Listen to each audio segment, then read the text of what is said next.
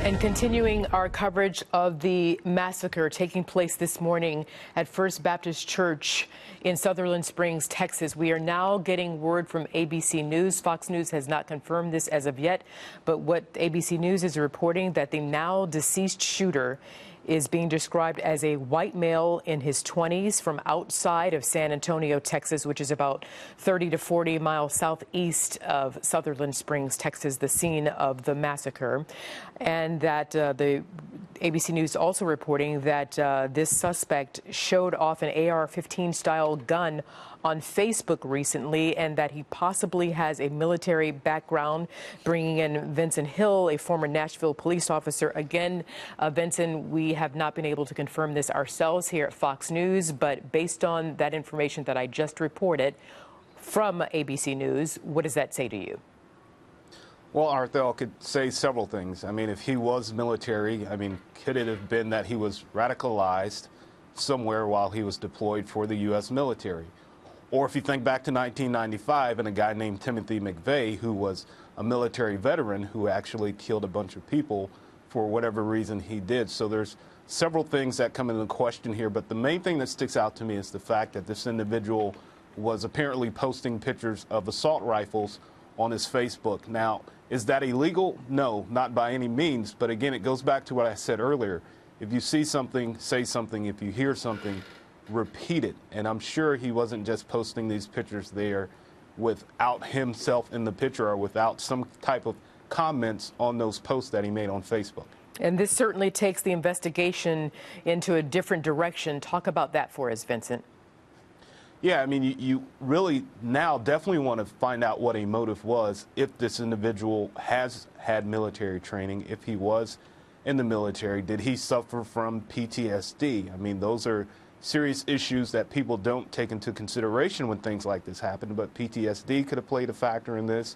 Again, he could have been radicalized if he was military and deployed in an area where ISIS is known to have operated in. So there's still a lot of stuff that we need to find out as to why this happened. But can we rule out this? I mean, here it is, again, according to ABC News, that this now deceased shooter was a white male in his 20s from outside of San Antonio, which is about a, 25-minute ride away. Is it possible that he did know someone there in Southern Springs, Texas, and that he did have some sort of axe to grind with someone who may have been a member of that church? We don't know, but these are just questions that I'm guessing that authorities might be asking now.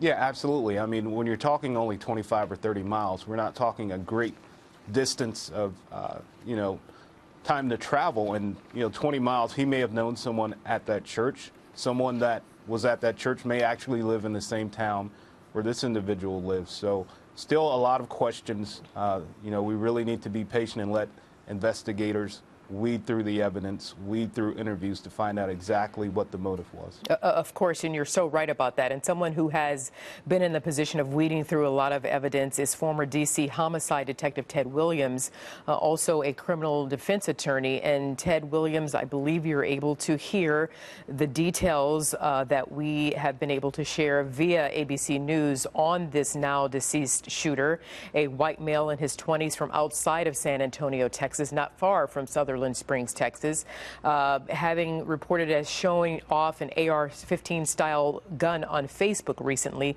possibly with a military background. Ted Williams, what does this say to you? Well, it says everything that Vincent just represented here.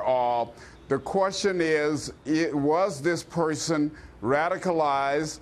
It's no doubt about it. When you go into a church and you do what this guy's done, this is an act of domestic terrorism. The question is, does he have any international associations? The other question is, again, and you mentioned it, Othel, and that is, does he know if somebody from that community that he had a beef with? I was shaking in my boots in my chair when I heard the congressman say something about it being somebody from he didn't actually say this, but he inferred that it may have very well been somebody from another county. And that led me to right away believe that the congressman and others now know who this individual is. I am sure that they're at his home, that they're checking his computers, they're checking his phone out, or they're checking now to see about this weapon. Yes. You have AT&F on the scene there. There's a complete investigation going. This may turn it in a different direction and now. Certainly the president himself is monitoring this situation. Sarah Huckabee Sanders now saying the president has been briefed several times and has continued to receive regular updates on the tragic shooting in Texas. The president has spoke with Texas Governor Greg Abbott earlier this morning.